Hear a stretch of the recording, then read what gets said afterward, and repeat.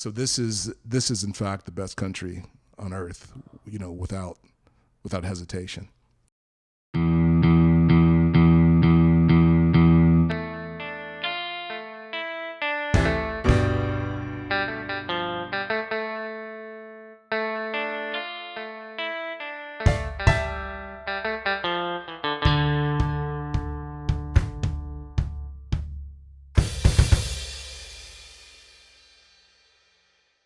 Cattle Call Podcast. We are here, second interview of today. We are firing on all cylinders over here, and the only reason I know is because where there is smoke, there's fire, and there is plenty of smoke here with my guy right here, Julian Griffin, owner, founder, Battleground South is a cigar lounge. That's it. Yep. Battleground South Cigar Lounge in Columbia, Tennessee. The best place to be, dude. I will say, by the grace of God, I've gotten to travel all over the country. I've had cigars all across the United States, even in different parts of the world. Had a really good one in Jamaica, I will say. But was it really a cigar there? Yeah. It was, the guy was like, "It's the best. I promise I will give you my card." He wasn't Jamaican. That's not my Jamaican impersonation. But he's like, "I will give you my card. I will ship these to you. They will be so good." And now I'll be honest, it was good. It was a Jamaican company called like Blue Mountain Cigar, something like that. Yeah. And it was good. Other than that, though, which that wasn't a cigar shop, it was just a cigar. But this is my favorite cigar shop in the United States. Thank you. Right here. I actually pass by a couple cigar shops every day when I'm driving down here just to come buy a cigar. So I'd much rather go out of the way and come here. I hang out with appreciate Julian. Yeah. So, Julian, how long you been doing this, man? Let's say, way too long. So let's just say, I'm going to give you a little history here. Okay, let's hear it. So I started smoking cigars probably, about 35 years ago. And it was by accident that this whole thing started, And, just to fast forward a little bit, I said that when I retired from the military, there was a few things that I wanted to do. And I just loved smoking cigars for a long time. Uh-huh. One was something I can't mention on the radio. But the other one was cigars. Yeah. And so I opened up my first cigar shop here I moved here in 2006 from San Francisco. Opened up my first cigar lounge. I can't call it a shop. Shop is something a little bit different from a lounge. We have a lounge here. You do. And opened up the first one in Nolensville back in 2007, a year after I moved here. Been doing it ever since. Okay. And what was the one in Nolensville called? It was Battleground Smokes and Spirits. Still carrying the Battleground theme, yeah. Yeah, man. Okay, so is this your second shop you've ever had? This is the second shop, Or yeah. And we're doing, lounge? yep. And we're doing. Thanks for correcting me, by the way. Yeah. Lounge. And we're doing the third one in Nashville now. We actually have a new build going up. No kidding. Kind of got damaged by the tornadoes that came through. Oh, so man. it took us back to scratch. But you know what? It is what it is. We just move forward. Okay, so you did. Okay, I thought I was going crazy because I thought one time in the past you had said that you guys were going to have a shop in Nashville, and then you live in Franklin or Spring I do. Hill, and then you had the lounge down here in Columbia. So if you're not from the area, so you have Nashville, and you go straight south. Like Franklin's probably in the middle between Nashville and Columbia. So I thought, okay, that makes sense. And I've been looking online. I've never found anything about the Nashville one. Nothing. I said I could have sworn I was telling my parents, like, I know he has one in Nashville, but I've never found it when I'm up there. Yeah. Pretty soon, you'll be able to find out all about it because that's going to be a premier location. Where we do our, our claim to fame. Initially, it was having that kind of that speakeasy feel with jazz, live blues, cigars, just that stench of cigar smoke in the air with the bourbon in the glasses. The whiskey going, and then you have the guy up with a raspy voice on stage, just making it a whole New York type. Field. It's just crazy. Dude, and I've never gotten to hear the live jazz or blues, but I've seen it on Facebook. Mm-hmm. Man, and I'm like, he's hit the nail on the head over here. He has literally done everything a cigar lounge can do. Right. Like, you've hit it all. And the feel, and it's an old Southern home. Yeah, thank you. Yeah, this, ironically, my wife and I came to Columbia to buy property. We have our main business is real estate. Okay. So commercial real estate, some residential. Okay. And we came down because I told my wife, I said, look, we're going to do a cigar lounge in Columbia. And with her being the woman that she is, she's just, she may think something else, but she'll never not support me, right? Really? So the place next door was owned by the old Columbia Water Department some time ago. And Bill Carroll, a name here in town, actually owned that place and this one too. So when we went over to look at the Columbia Water Department, we found out that he had a contract on it. And he says, hey, you know what? Let's go next door and talk about what we can do.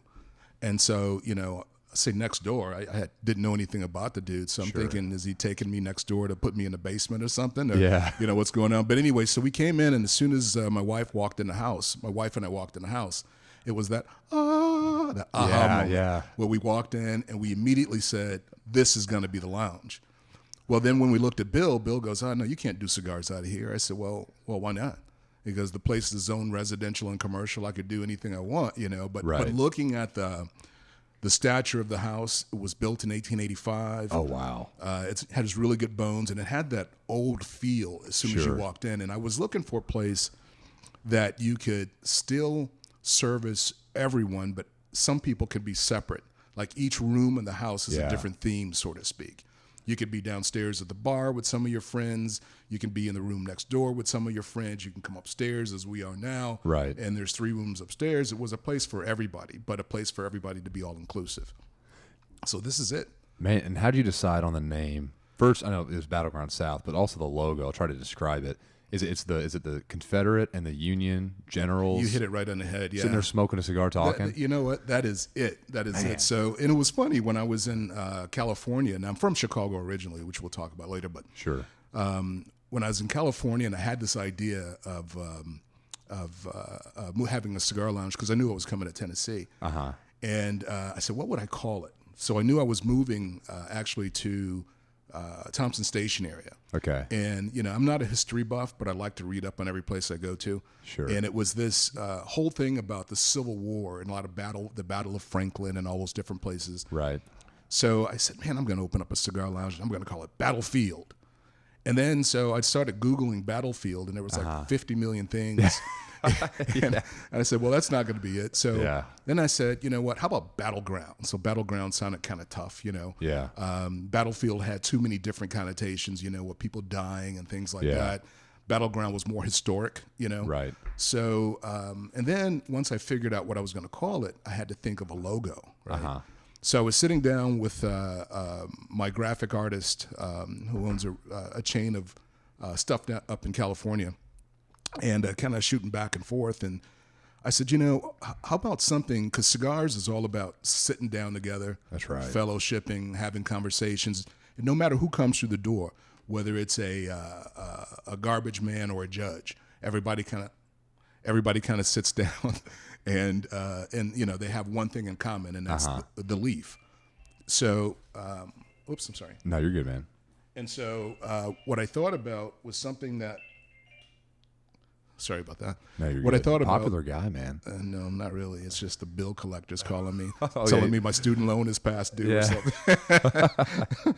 But one thing that I thought of that about fellowshipping with cigars was, how about the past or the two sides getting together. Yeah. And so I came up with a couple different iterations, and she drew up something, and I said, well, how about somebody in control?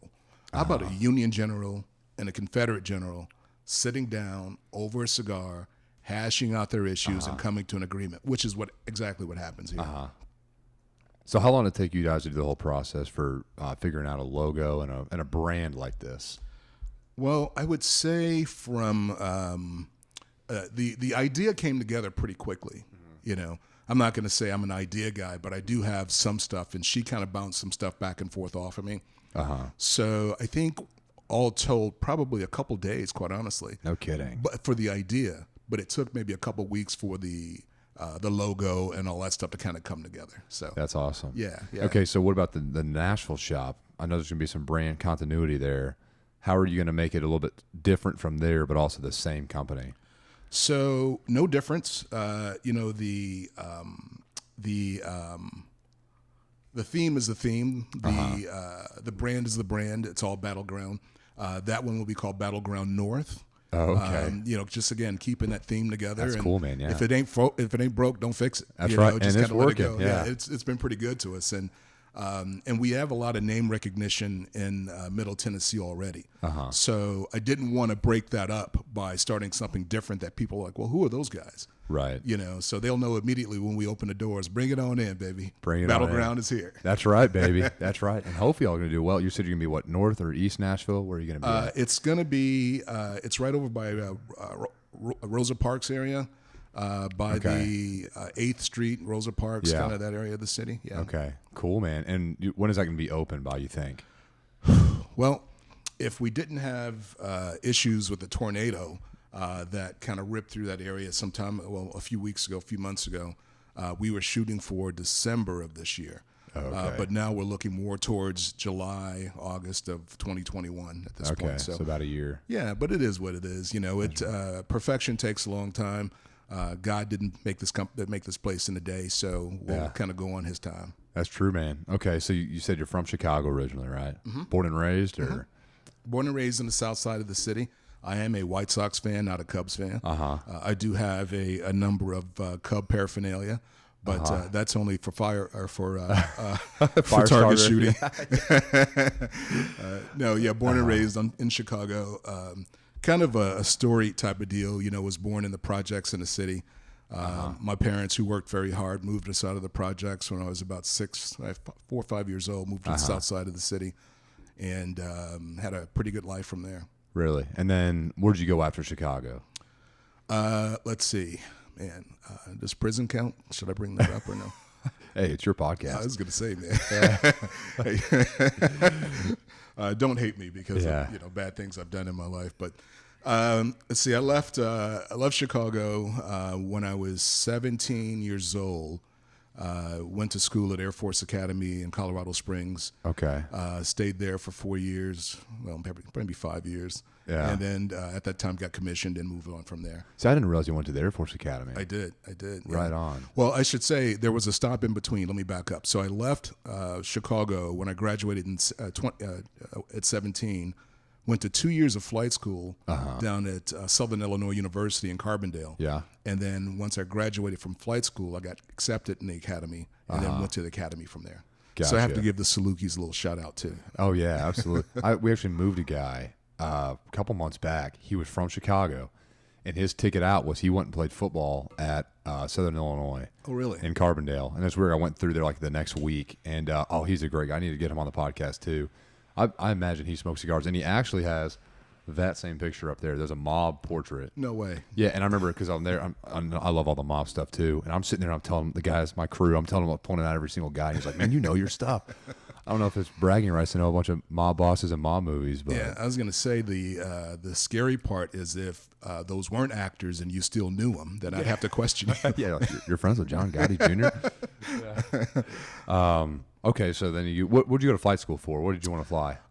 Well, I started off with Cessnas, P-172s. Is that a little high wing? Yes. Okay. Yep. Started off with those, both maintenance and flying. Got my pilot's license there. Started doing a small amount of private flying for a company actually in Carterville, Illinois. Okay. And then again, I got accepted, and I just kind of left that behind and went on to Colorado Springs. Yeah. And how'd you like your time at the Air Force Academy? It was storied. It was good. Really? It was one of those rare occasions. I shouldn't say rare occasion. One of those not so rare occasions where I felt like a fly in buttermilk. Right. Really. So yeah, it was the only black in a class of 200 in some cases. Wow. Not a lot of blacks or African Americans. I call them blacks. That's what I prefer. To in Air Force Academy for whatever reason.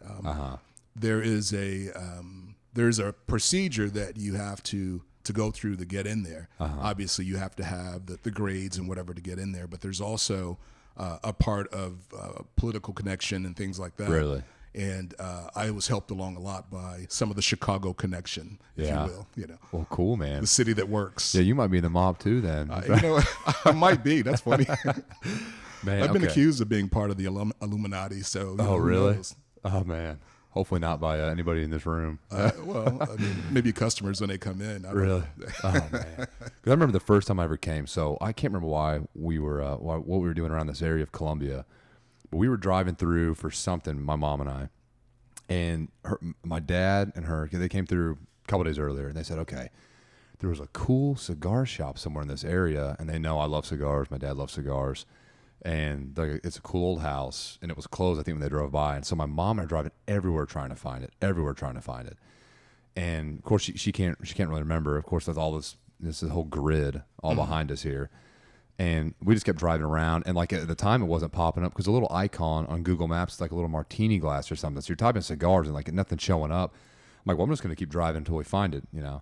And we end up coming out the side street, and I look right to my left, and I see the front porch. I see the cigar. I'm like, oh, that's it. It's like, oh, that's the one. So we pull over and park, and, you know, come around back. And I'm going to go in and check this place out. And I drive by your Audi, and it has the Air Force, like, is it the crest or I don't know exactly what you would call it. It's like the logo of the Air Force with the eagle on the back, like on your trunk, and then you have like the Air Force tag frame.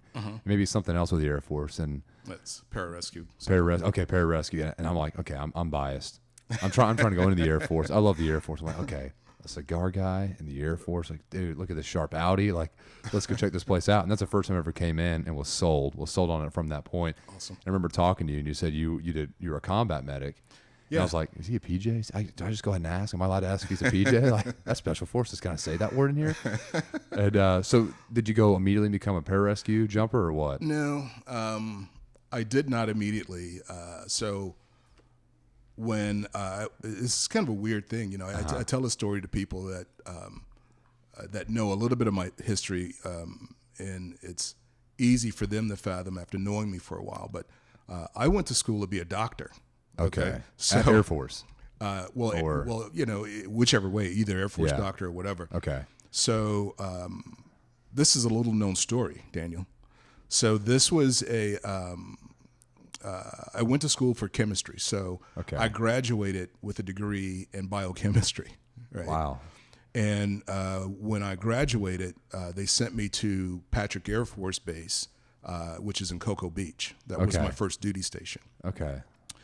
After that, I was working at the Space Center, working on fuels and lubricants and all these kind of things, mixing up stuff for combustibles.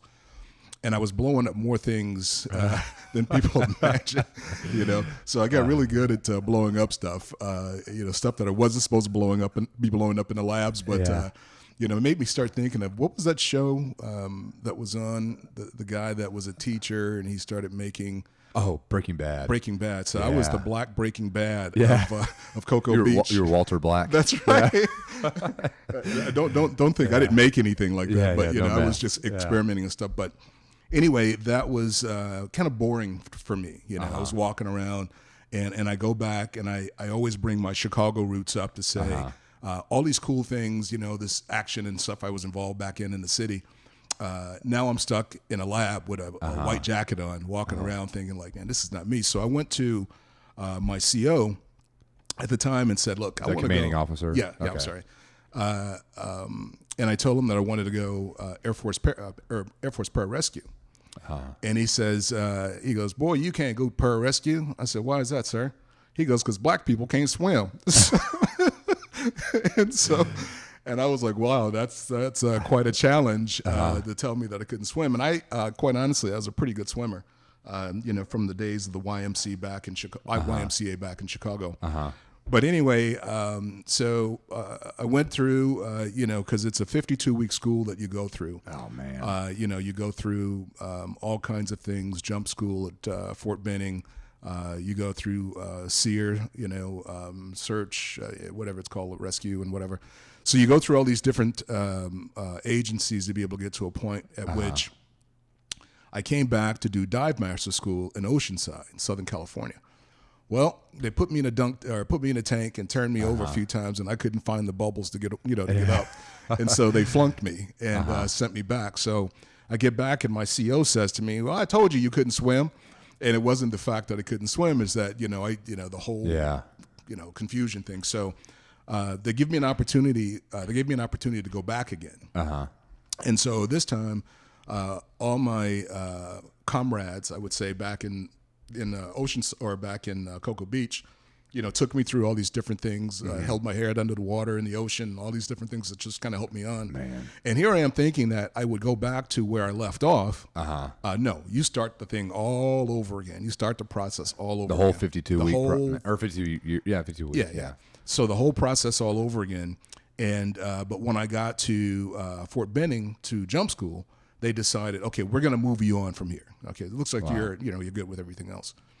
Well, I went back and I was nervous as all get out, and they sent me through, and I passed. Nice. So I got out of that, and you talk about a black kid from the ghetto of Chicago that's never been anywhere outside of the city. Now here I am, just given my beret, my red beret. That's awesome. I jumped up from I was a lieutenant. It was second lieutenant when you're in school. Blah blah blah. Lieutenant to captain, and going back to Patrick Air Force Base and finding my CO with my red beret, beret on, and saying, "I told you, black people can swim." Yeah, and we look good in red too. Yeah. And then and it's really funny because in the military, it's kind of crazy. We used to always say, you would respect the rank, and in some cases, respect the person in the rank, but you have to earn respect more than anything else. Sure. So I think at that point, when you had master sergeants and whatever saluting you, which was always weird because at that time when you get there, you haven't earned anything other than a degree from Air Force and working in a stupid a lab, and you haven't done combat. You hadn't done anything really to earn the rank, so to speak. Sure. But now I earned it, and then now when they saluted me, it felt good to be saluted. Other than just a pseudo salute. This is the real salute. Right, the real salute. Yeah. Okay, so how many years were you in the Air Force total? 26 years total. 26 years total. And how much of that was spent doing pararescue? Well, I would say you're always a pararescueman. So into today, I probably can't jump like I used to, but I got a wide load now that's keeping me back. But and the grooming standards have changed. That's right. Yeah. This beard is actually it's looking pretty good. It is looking good. It was a full beard at first, and then I cut it back. But anyway, I was in 26 years, and I did 17 years of active duty. So that was through 7, maybe 8 deployments, and then some other things around the world. Most of it was in Iraq, Afghanistan, North Africa.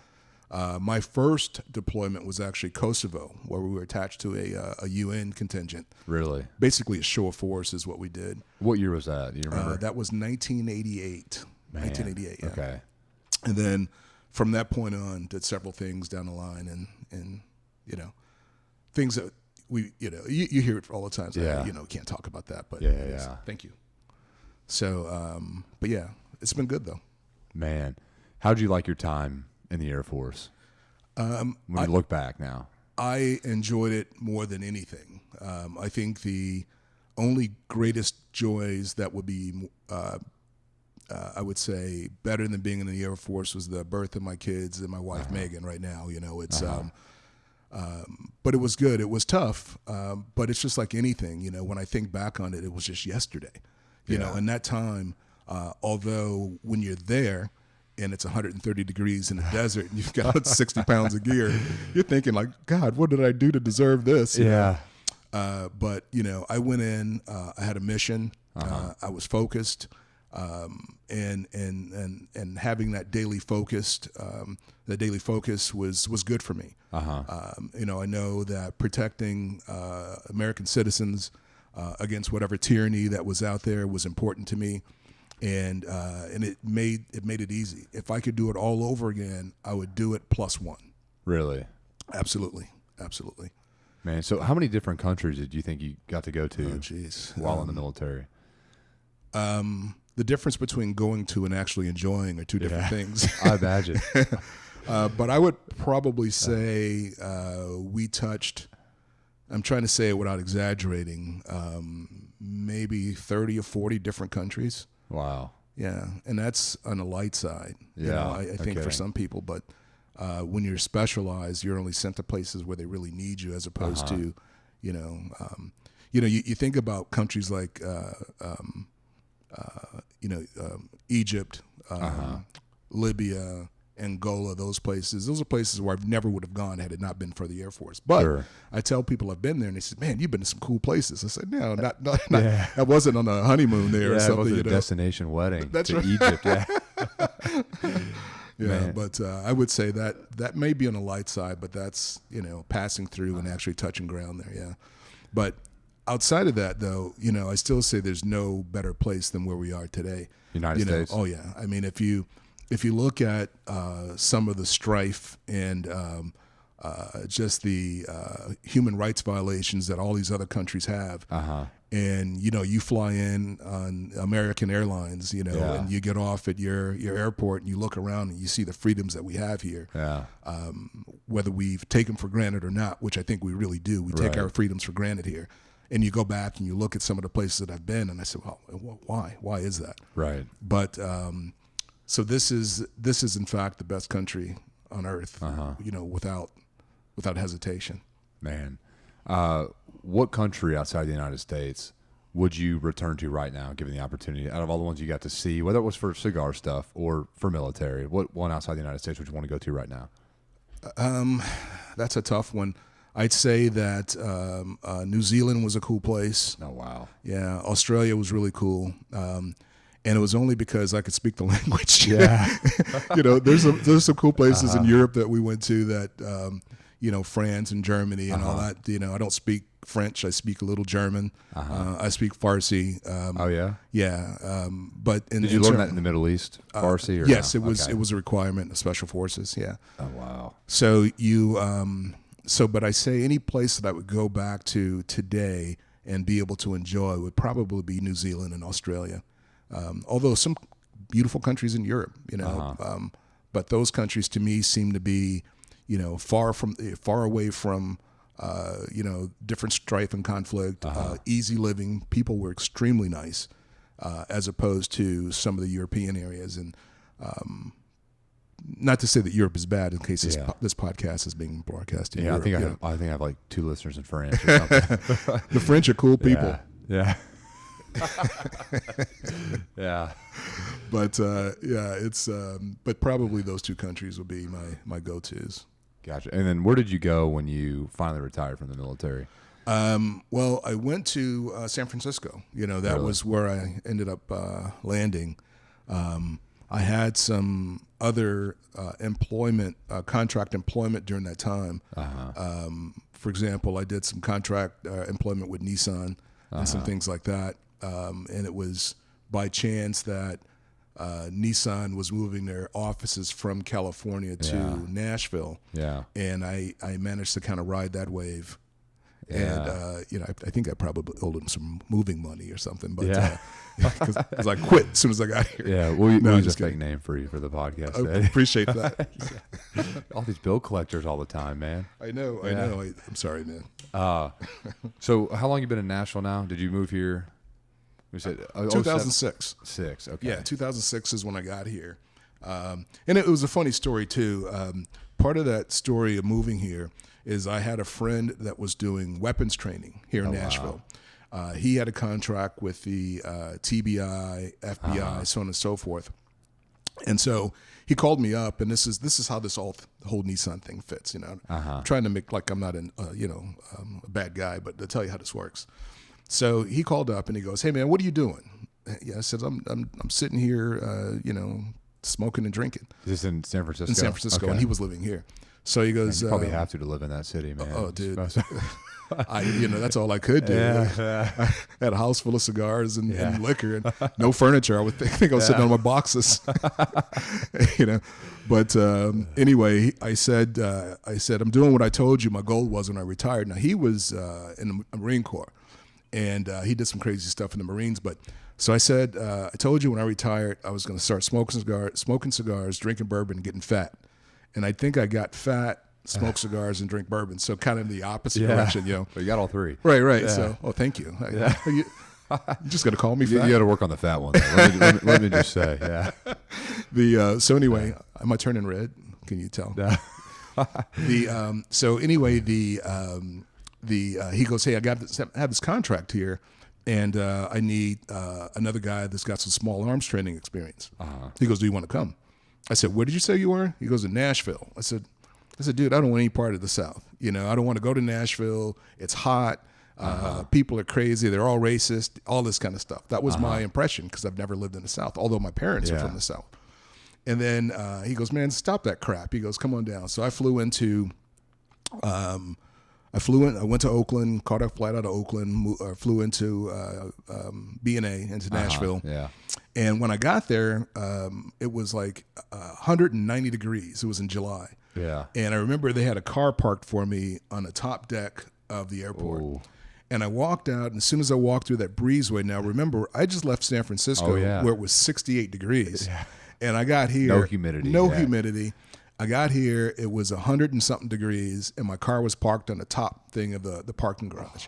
So I'm like, this is a setup, I'm sweating like a pig, I get out in the cars like, whatever. So I start up it was actually an SUV, and, it was like a Nissan Armada, and, it was a big thing. So it's going to take an hour for that thing to cool off, right? Yeah. So anyway, I got in it, started driving, and already know. I said, nope, I'm not staying here longer than this, first leg of the contract ends. I'm going home. I'm like a little baby. I'm going home, you know. But anyway, so I ended up going over to the FBI office, and they take me out to dinner or lunch. So we go to the Puffy Muffin in Franklin. And so I go there, and outside they had these little brochures, with houses and stuff in it. Excuse me. And I remember picking up one of the brochures, and I'm kind of looking through it as these guys are talking, because they're all talking stuff I have no idea. And I'm not a people person, so I didn't really want to talk to those guys, So I just wanted them to pay me, So that was in my mind. I don't care anything about this, just pay me.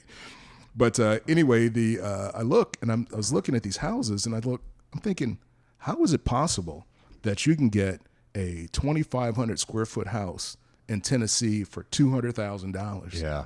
And I'm thinking this is a setup. And I'm looking at all these beautiful homes, in the Nashville area.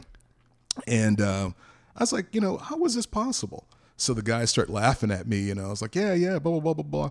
Because I had a 925 square foot townhome with a yard as big as this table in San Francisco, and my taxes were like $15,000 a year. You know what I mean? So I'm looking at here, this has got to be, the Mecca. So anyway, after lunch, we took a drive around. I took a drive around just to kind of see the area, and somehow ended up in Thompson Station, because I think 840 ran out at the time. It was before 840 went all the way through. Yeah. I got off, started driving through, and just kind of drove around. I'm thinking, well, I'm lost, basically. Yeah. And I would come up in this neighborhood, and it's called Thompson Station. And I'm like, Thompson Station, what's that all about? Drove through it. I literally saw a house on a corner. I'm driving through. Oh, the other thing was the waving factor. Everybody would wave at you in Tennessee. Well, if they waved at you in San Francisco, is because they're waving you down to rob you. They're not being nice to you. So I'm thinking somebody kicked me on the side of my car or something, but so they're waving, and I'm kind of waving along, and ended up on this corner, and I saw this house for sale by owner, and it was a beautiful home, right? And I went up, and I said, well, I'm going up, and I'm going to knock on his door. That's me. That's what I do, pretty direct. Knocked on the door. The guy comes out. I said, man, I want to see your house. And he was literally in his boxers in a wife beater T-shirt, right? Can I say that? Yeah. Oh yeah. And I'm wearing one right now. Okay. So. That's awesome. Yeah. And he was just nice, and I'm like, this just doesn't happen anyplace else, where you go up and you tell a guy you want to look at his house. Yeah. He comes to the house and comes to the door in his T-shirt and his shorts and his T-shirt and invites you in. I'm thinking, man, you might want to go put on some pants or something before I come up in there, Yeah. But anyway, so he put on a robe, and we kind of walked around a little bit, and I looked at his property, and I came back out. I says, what do you want for it? He told me what he wanted for it, and I says, sold. First day I'm in Tennessee. Man. The first day I'm here, I bought a house, called my agent back in San Francisco. I said, sell that piece of crap. I'm moving. And he goes, dude, you're not moving to Tennessee. I said, trust me. And now, of course, being military, I would say one of the traits of most guys from the military is everything's always in order. So it wasn't like, I had to rush home and put my house in order. Everything had its place. Everything was where it was. He went, showed it, sold it the next week.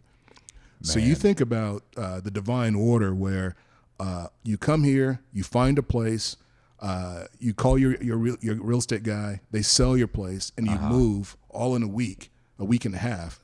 And you end up being in one of the best places you ever lived in your life. I mean, what else could that be? Oh, right. The sky's opened up for me, and I'm happy to be here. Man, okay, now you said Megan, is that your wife? Yes. Megan. Now, they all in San Francisco at the time? No. She was living here. She's from Sonoma County initially. Where's that at from here? Sonoma County. It's California. Northern California. I've never heard of that one. Okay, yeah. So you have Napa. Yeah. Which everybody's heard of Napa. Oh, yeah. And then Sonoma, and Sonoma's north of Napa. Okay, County. so it's a little bit, okay. Yeah. So that's where she's from. But she came here because she had relatives that lived here back when she was 17 or 18 years old to go to school. So she wanted to go to an HBCU, ended up at Fisk University. Okay. Right here, yeah. Yeah, and then she just stayed, But interesting story of how I met her. Do we have time? Yeah, absolutely, man. Interesting story how I met her. So I was traveling a lot, going back and forth, and one of my friends, I didn't have any girlfriends. I was trying to get my life in order, but it was like leave Thompson Station on Sunday, come back on Friday, cut your lawn, leave the next week, so on and so forth. I was traveling 90% of the time. Man. So my one of my friends told me, he goes, dude, you need to go on Match.com and find you a girlfriend. I says, well, look, I could find one in a supermarket. I don't have to go to Match.com, but let's try it anyway. So we put up a picture, a profile. I went on and I said, there's no way there's that many single women in Thompson Station, Spring Hill area. There's no way. It's got to be a setup. 2006. Yeah, that was 2006. Not a whole lot here. Yeah, a Kroger. Well, that's where I was going to meet one. Hopefully, Yeah. And but anyway, so I go through, and I see her profile, and it said, if you don't like children, move on. So I'm saying, okay, that's pretty intriguing. I took a look at her pictures and saw that she was one of the most beautiful women I've ever seen in my life, and so I joined on a 3-day free trial. Man, you're all about a bargain, dude. Free moves, free Match.com. Right. Free Match.com. Free college. Yeah. And I said, look, I am not paying to meet a woman.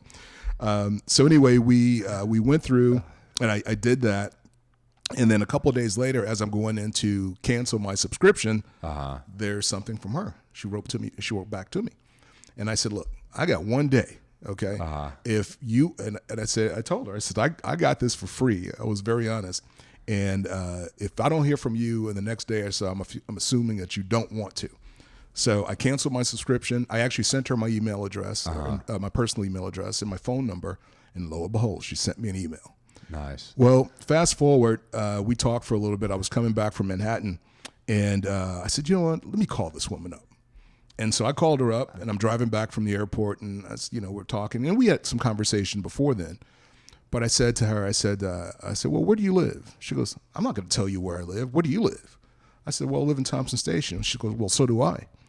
And I said, okay, where in Thompson Station? She goes, you don't understand. I'm not going to tell you where I live. Yeah. She goes, where do you live? I said, well, I'm at Buckner and Aston Woods Lane. And she goes, wait a minute, I'm on Aston Woods Lane. And I said, where in Aston Woods Lane? She goes, I've got the house with the big basketball court. I'm literally driving by her house saying 2862, and she paused. And she goes, well, why are you outside of my house? Like I'm stalking her. I says, well, because I live 3 houses down from you. Oh, my goodness. And I was like, I lived there for 3 years, 3 houses down from this woman, had never met her, had never seen her, right? Because I was gone all the time. Sure. And at that point, we met, and she says to me, she says, well, I knew a black guy lived there, but I thought he was gay. I said, well, why is that? She goes, because, your windows were always closed and you had so many beautiful flowers and your yard was so well manicured. So I just thought you were into that. Wait till she finds out about the San Francisco part. Oh, dude. Well, she knew that. Okay. She knew that because we had actually been to some of the places in the San Francisco area. But anyway, so we ended up going out to dinner the next night as she walked down to my house. Wow. Yeah. And I think and that was in like October of 2007 or 8 or whatever, and then it's been good ever since. We got married back in 2010 or 2012. Sorry, 2012. Gotcha. And it's been good ever since. Awesome, man. Yeah. That's cool. Okay, so you got down here and you started the cigar lounge immediately. Or what? Yeah, well, I started ramping up my smoking immediately. That's for sure. Yeah. It's going to be 98 degrees, dude. You're at least going to be feeling good. Oh, dude, man. In fact, it's kind of hot up here. I don't know if that's air conditioning's working or not. But so yeah, I wanted to, when I was in San Francisco, I think I told you the story. about how the logo came up, et cetera. Yeah. So I knew that when I had some aspirations, when Nissan said they were moving to Nashville, I said, well, I got to do something else because I can't continue to work for Nissan if I'm there.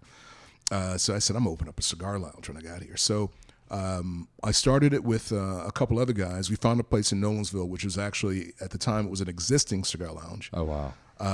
But it wasn't doing very well. I think the young lady that owned it was doing her best to kind of get it rolling, but really couldn't. So we bought it, and I was the principal owner, and we just started doing new things. One of the things that I wanted to incorporate was something that's near and dear to my heart, and it's jazz and blues. Come on now. That's right, yeah. baby. Yeah. And we started it off, doing music with a gentleman named Gary Moore. Gary Moore plays here for us every other Thursday. We have a group here that meets called God, Guts, and Gars. That's right, man. Yeah. That's right up here in this room. So Gary started playing with me with his trio, and then after that, everybody found out what we were all about, and we started doing it 4 nights a week, and it was just something that was just it just took off like gangbusters. So, because having that feel right, of that, again, that old speakeasy, the walls are really dark, the lounge was really dark, the lighting was always all down. It was just sexy, and it had a very nice bar. Some of the best bartenders in Nashville worked there, and it was just a good thing. So, and then fast forward, we opened up this place while the other place was still going. Okay. We ended up losing a place in Nolensville because at the end of our lease, our landlord decided to double our rent. So we go up from $3,300 a month to $7,800 a month to renew our lease. Yeah. And so I had some decision making to do. Sure. Whether do I want to pay almost $8,000 a month for a place I don't own, and continue to put money into it, or do we just kind of move out and buy our own place? So we bought this place in 2016. The place that we're doing in Nashville, we're going to own that as well. That's awesome. And so that's how we do it. So business is booming, huh? Business is good. I got to tell you that it's blessings to God for what's happened here. Even amid COVID, we changed the business model a little bit, where we decided to do deliveries and things like that. We delivered a lot of cigars way outside of the area. We were delivering back to Nolensville, Mount Juliet, and all this kind of stuff. Yeah, and then this out of Nashville, man. Dude, seriously. And then our normal customers came here. We opened up the porch. So we can social distance on the porch and the lawn, and I tell you, man, it makes me tear up. Excuse me, to tell you how good business is doing and how the people here in Columbia have responded to us.